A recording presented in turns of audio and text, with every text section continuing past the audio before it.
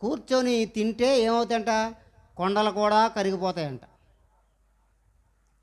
అలా కాకుండా మనం పని చేస్తే మనకున్న కండ్లన్నీ కరిగి ఆరోగ్యంగా అవుతాం. అది కూర్చొని తింటే ఏమవుతాయి, ఆ కొండలన్నీ కరిగిపోతే, లేకపోతే మన కొండలో ఉన్న అన్నీ కరిగిపోతాయి. అంటే భోజనాన్ని కూడా కరిగిపోతాయి, అన్నీ అయిపోతాయి.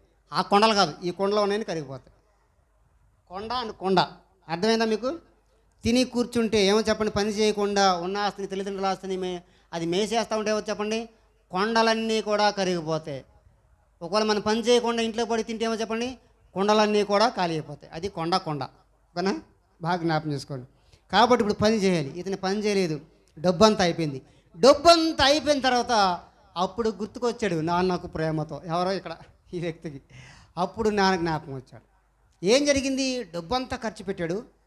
తన భౌతిక సంబంధమైనటువంటి సుఖ విలాస కొరకు ఖర్చు పెట్టాడు. అక్కడ వేషలతో ఖర్చు